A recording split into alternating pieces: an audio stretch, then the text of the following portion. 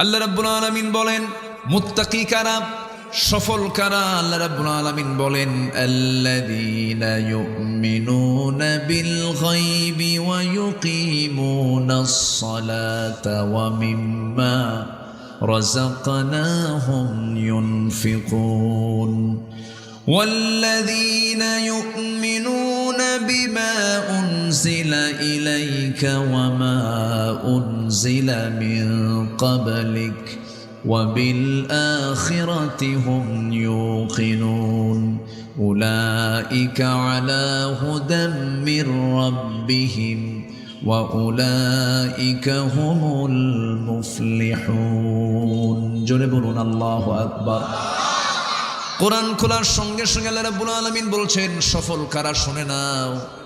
সফল কারা হতে পারে? নাম্বার 1 হলো যারা অদৃশ্যকে বিশ্বাস করবে। অদৃশ্য মানে যা দেখা যায় না। আল্লাহকে দেখা যায় নাকি? অবশ্যই আমরা আল্লাহকে দেখতে পাবো। দুনিয়ার জিন্দেগিতে আল্লাহকে আমরা দেখতে পাবো না। পূর্ণিমা রাতের চাঁদ যেমন উজ্জ্বল হয়ে থাকে, যেমন স্পষ্ট হয়ে থাকে, তেমনি জান্নাতীরা আল্লাহকে পূর্ণিমা রাতের চাঁদের চেয়ে উজ্জ্বল স্পষ্ট দেখতে পাবে। জোরে বলি সুবহানাল্লাহ। আমার বন্ধুগণ, কিন্তু এই দুনিয়াতে কোনো বান্দা আল্লাহকে দেখতে পাবে না। এই জন্যই প্রথমে শর্ত জড়িয়ে দিয়েছেন যারা অদৃশ্যকে বিশ্বাস করবে। আল্লাহকে দেখা যায় না, আল্লাহকে দেখার সম্ভাবনা দুনিয়াতে।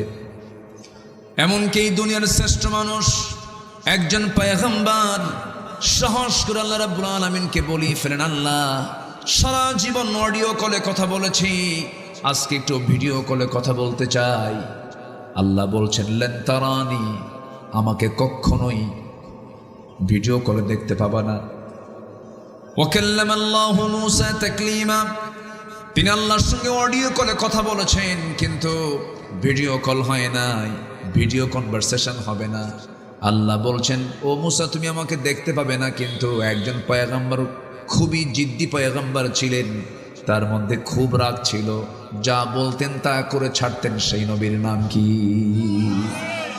মূসা আলাইহিস সালাতু ওয়াস সালামের কথার জবাব দিয়ে তিনি আল্লাহ বলছেন ও মূসা তুমি যদি আমাকে দেখতেই চাও তুর পাহাড়ে চলে আসো।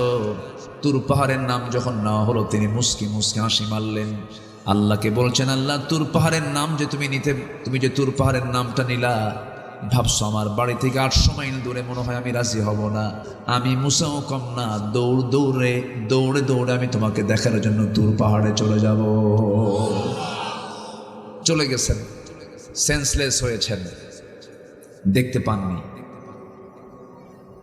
একজন নবী দেখতে পেলেন না, আমি দেখবো কেমনে? আমার দেখার কোনো সম্ভাবনা নাই দুনিয়াতে, আমি কোনোদিন দেখতেই পাবো না। তবে দেখার সম্পূর্ণ আকাঙ্ক্ষা মিটবে হলো বান্দা যখন জান্নাতে চলে যাবে, সেদিন আল্লাহ আমার সঙ্গে সাক্ষাৎ করবেন। কারণ যেই জান্নাতে ঢুকলাম আল্লাহকে যদি নাই দেখতে পাই, সেই জান্নাতটা আমার জন্য জান্নাত থাকতে পারে না। অবশ্যই আমরা দেখতে পাবো, কিন্তু এই দুনিয়ার জিন্দেগিতে আমরা আল্লাহকে দেখতে পাবো না। এই জন্য আল্লাহ বলছেন আল্লাযীনা ইউমিনুনা বিল গায়ব, যারা অদৃশ্যের প্রতি যারা ঈমান আনবে। নাম্বার 2 হলো ওয়া ইউকিমুনাস সালাহ, যারা নামাজ কায়েম করবে। নাম্বার 3 যারা আমার রিজিক থেকে কিছু অর্থ, কিছু সম্পদ আমার পথে ব্যয় করবে। আল্লাহ সব চান নাই।